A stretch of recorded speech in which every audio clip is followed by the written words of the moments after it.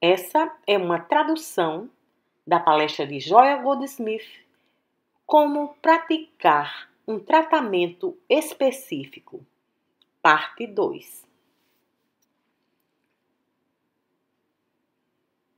Bom dia! Hoje, dia 16 de novembro, gostaria de começar nossa aula, voltando a um assunto que vimos há alguns dias atrás, sobre o tratamento ou trabalho de cura e que não tem sido bem compreendido por alguns dos nossos estudantes. E se nosso pequeno grupo interno não compreender isso completamente, não seremos capazes de transmitir esse assunto àqueles que serão nossos curadores e professores. O ponto que ainda está confuso e precisa ser esclarecido é que nossos escritos afirmam que não devemos ir a Deus por coisa alguma, ou não podemos ir a Deus para canalizar sua atividade para meu benefício ou o seu, ou para esse pedido ou aquele. Porque não vamos a Deus por cura ou suprimento, ou família ou companhia. Por causa disso, de alguma forma, houve o entendimento errôneo de que não precisamos fazer nada sobre coisa alguma. Desde que não podemos ir a Deus por essas coisas, precisamos ir a Deus para quê? Porém, isso é um mal entendido. Não podemos ir a Deus por coisa alguma específica. Mas isso não significa que não temos que fazer algo para trazer o governo de Deus para a nossa experiência. E esse algo específico que precisamos fazer é conhecer a verdade.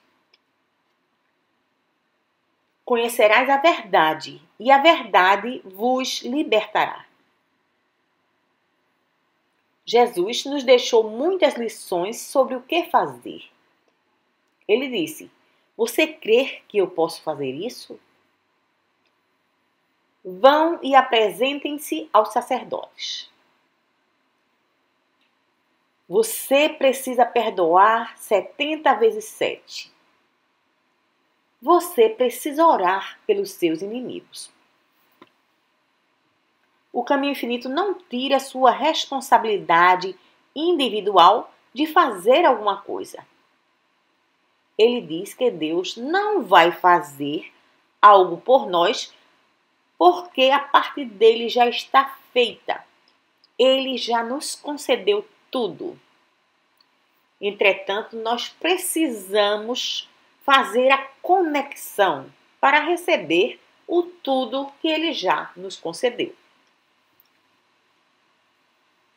O caminho infinito aumenta nossas responsabilidades e nossas tarefas para nos alinharmos com a graça divina, para fazermos contato com o Pai dentro de nós. Sem esse contato, a cura não se realiza. Agora, o trabalho de cura não é realizado por simplesmente não fazer nada ou não pensar nada. O trabalho de cura não é simplesmente alguém pedir ajuda e o curador dizer: eu estarei com você. Isso não faz sentido. Quando lhe digo ou escrevo eu estarei com você, isso não tem nada a ver com a cura. Estou simplesmente lhe dando a certeza que tomei consciência de seu pedido e que vou fazer alguma coisa sobre o mesmo. Não quer dizer que vou ignorar o pedido de ajuda, nem significa que vou fazer um apelo a Deus em favor de meu querido paciente ou estudante. Não é nada disso. Agora, o que realmente acontece? Você me apresenta uma reclamação e instantaneamente, simultaneamente, no momento em que essa reclamação toca minha consciência, acontece alguma coisa dentro de mim que poderia chamar de uma transmutação. Qual seria a palavra correta? Uma transformação ou uma alquimia. Transformar metal em ouro. Mas para que isso aconteça, um processo precisa estar acontecendo dentro de mim. Toda vez que um pedido me é apresentado, eu sinto algo acontecendo dentro de mim. Existe um processo se desenvolvendo internamente e esse processo é dividido em duas partes. A primeira parte acontece no momento em que apresenta seu pedido, quer seja pessoalmente ou por carta ou telefone. E eu não o vejo como gripe, paralisia, câncer, ou seja lá o que for. Porém, imediatamente a verdade chega ao meu pensamento, entra em minha experiência. E isso é o primeiro passo em transformar aquela crença num problema ou reclamação em uma demonstração de harmonia. Acontece mais ou menos dessa forma.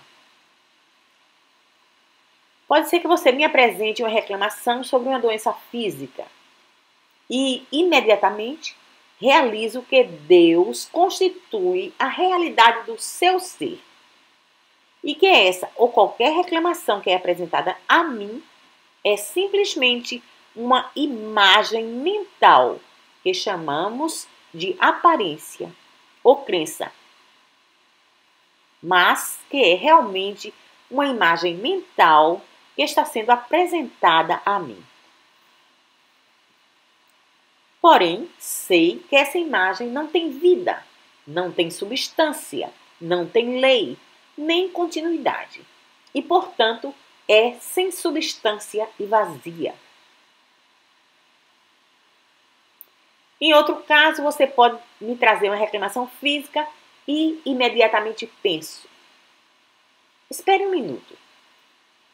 Não existe tal coisa como um paciente, porque o único ser que existe é o eu no interior de cada ser. E esse eu no interior de cada ser é Deus. Deus é o único ser. Deus é aquele que eu não sou, porque existe somente um eu sou. Ou pode ser que esteja apresentando uma reclamação de falta ou limitação. E então, um sorriso chega ao meu rosto e digo: na realidade, você não está falando sobre suprimento. Está falando sobre uma falta de dinheiro ou uma falta de propriedades, porque não pode haver uma falta de suprimento para a sua vida, porque a sua alma invisível é a infinidade do seu suprimento. E isso você tem. Entretanto, porque não sabe disso, temporariamente está sem dinheiro.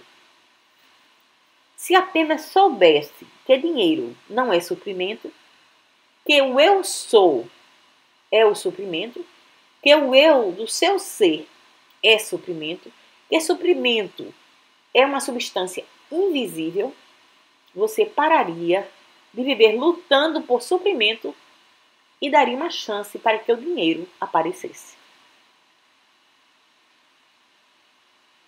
Agora, independentemente de todas essas coisas que possam estar acontecendo em meu pensamento, isso ainda não é a cura completa, porque ainda é uma atividade mental.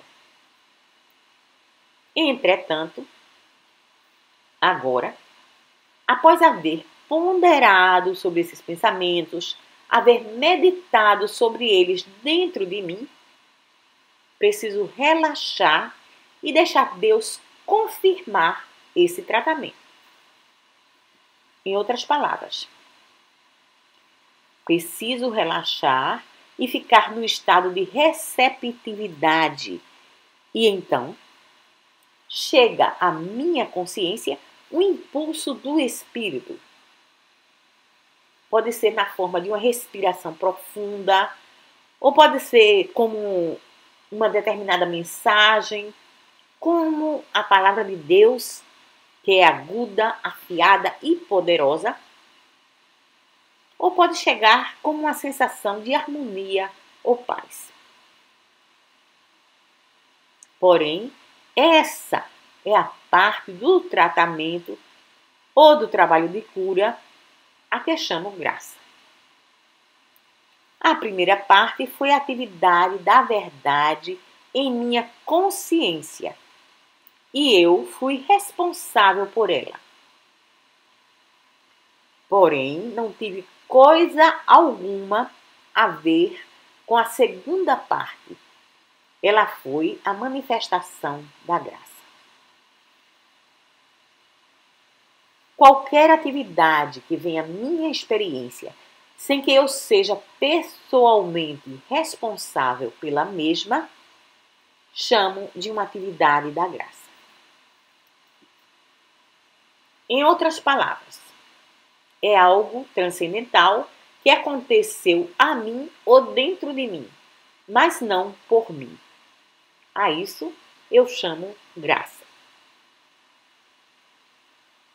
Se uma verdade espiritual chega a mim, sem ter sido trazida pelo meu pensamento consciente, isso é uma atividade da graça.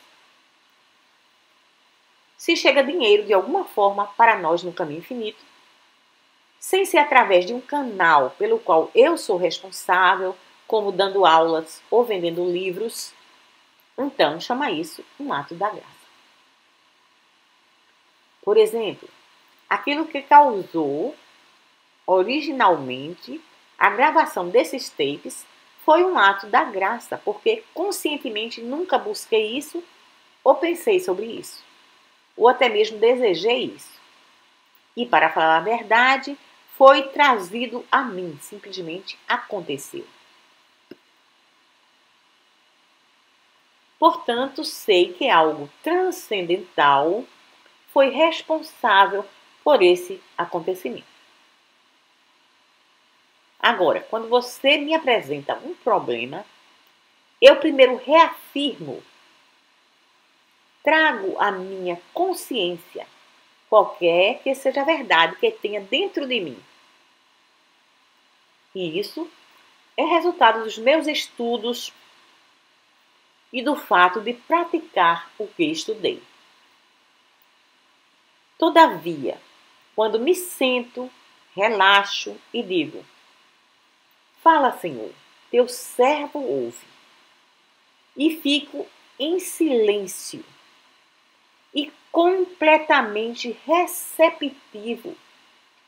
E então a palavra de Deus chega a mim, seja de que forma for, mesmo que seja apenas uma respiração profunda, isso eu considero um ato da graça ou a palavra de Deus que é aguda, afiada e poderosa.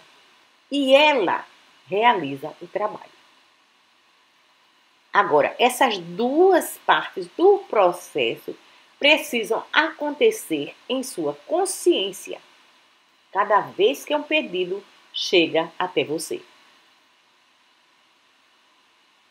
Porém, isso não significa que é uma questão de tempo. Que uma questão de tempo está sempre presente.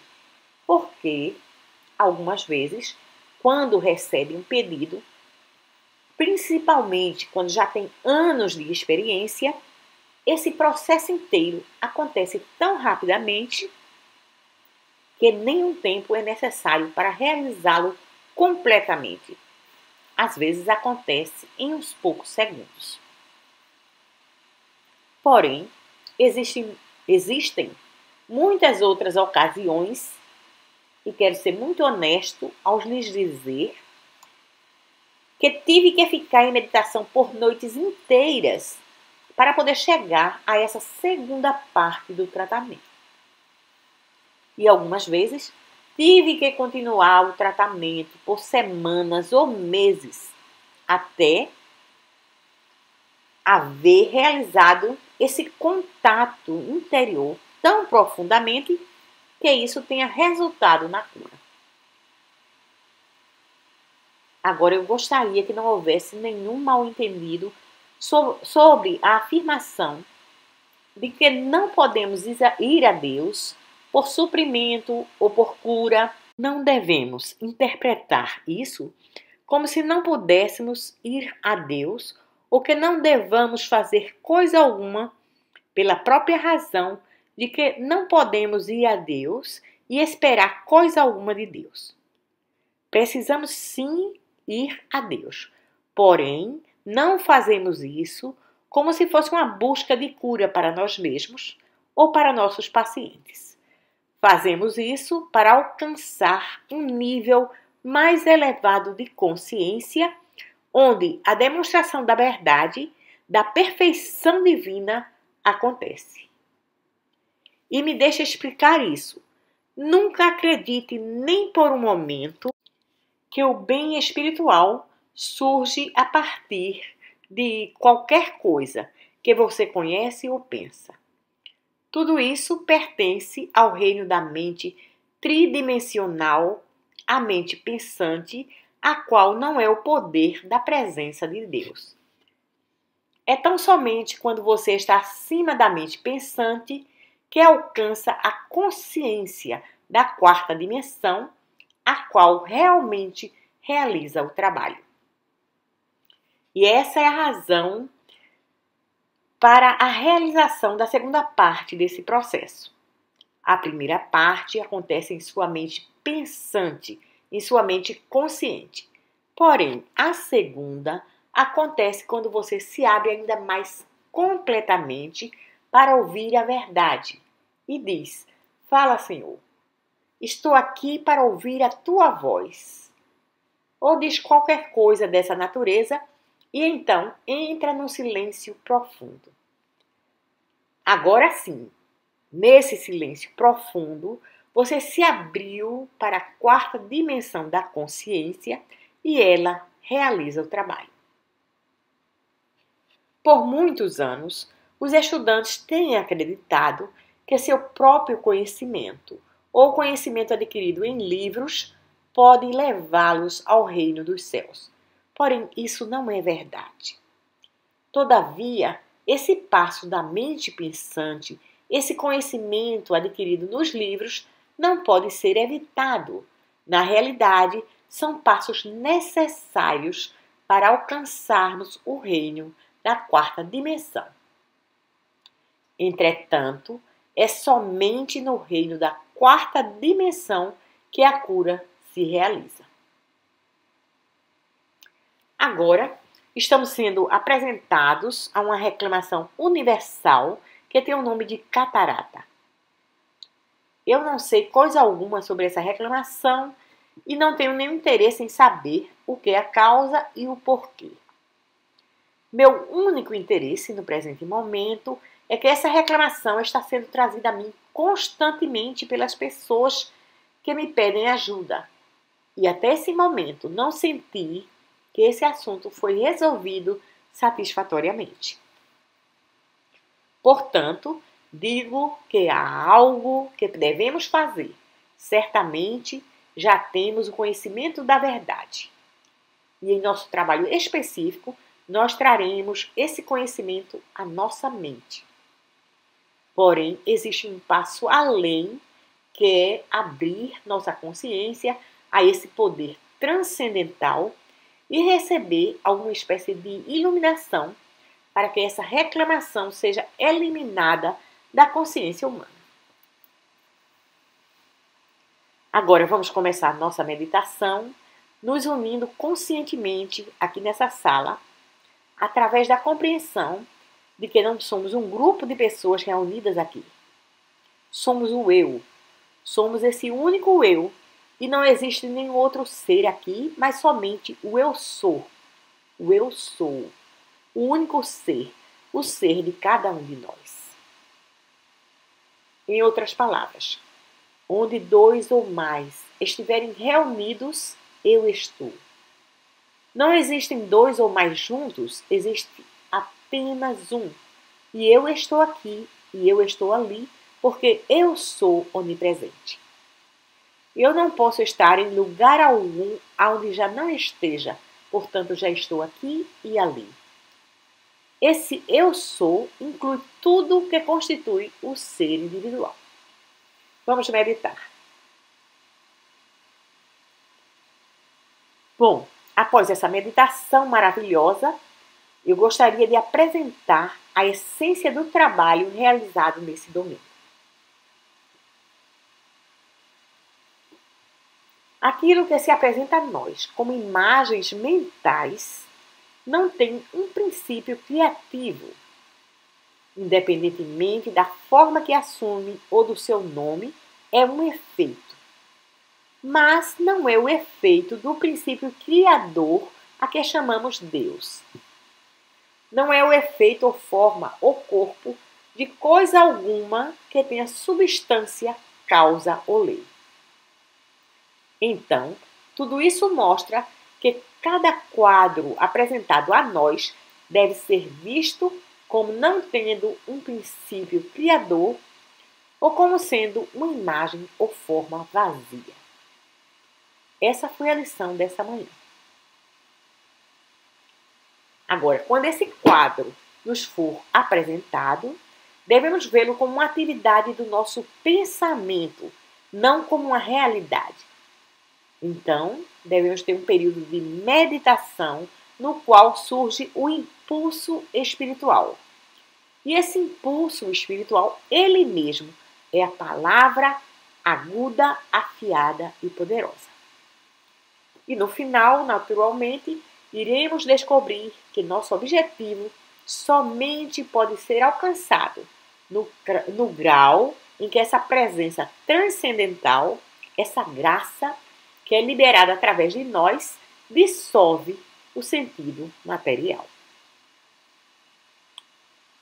E, à medida em que essas reclamações específicas chegam até nós, estamos buscando atendê-las através da dissolução do sentido material em nossa consciência. E é por essa razão que continuaremos a ver o que se desdobra, o que pode nos ser revelado, qual o caminho para lidar com essas reclamações. E lembrem-se também que vamos continuar com o nosso trabalho nessa reclamação que pode ser chamada de influência pré-natal ou as crianças que nascem com deficiências físicas e mentais e para as quais a matéria médica ainda não encontrou cura. Reconhecemos naturalmente que tudo isso é produto do sentido material, não é pessoal. Portanto, não podemos fazer o que os psicólogos fazem, procurar saber o que os pais fizeram no passado, porque aceitamos plenamente o que está escrito em Jeremias 31 e 29. Naqueles dias, nunca mais será dito em Israel que os pais comeram uvas azedas e os dentes dos filhos se embotaram. Porém, sabemos que o sentido material, de alguma forma, é responsável pelo completo quadro material e que seus aspectos errôneos, seus aspectos ilusórios, precisam ser dissolvidos primeiro. E assim temos no momento 8 crianças que foram trazidas à nossa atenção e temos tido resultados excelentes, resultados muito bons com 3. Um resultado pequeno com 2 e até aqui não notamos nenhum resultado nas outras 3. Então, temos muito trabalho a realizar em reclamações dessa natureza. Mas continuando, gostaria de salientar que os jornais estão cheios com histórias de satélites em torno da Terra, e mais experimentos da parte dos governantes do mundo para fazerem novas descobertas. E com certeza, algumas serão benéficas e outras destrutivas. A essência do trabalho que esse grupo está fazendo é o reconhecimento de que esse poder material e essas forças materiais, da forma que as percebemos, são ilusórias e precisamos aprender a lidar com elas de forma a alterar esse quadro humano. Em meu trabalho, essa manhã veio a mim claramente que tudo isso são criações do homem e, de alguma forma, precisamos ver claramente. Eu não temerei o que o homem mortal pode fazer. Ou seja, precisamos reconhecer que tudo isso são apenas criações do homem e, portanto, não são lei ou causa. Pense sobre isso. Pense sobre como separar a realidade divina, eterna e harmoniosa da realidade transitória criada pelo homem. Muito obrigado.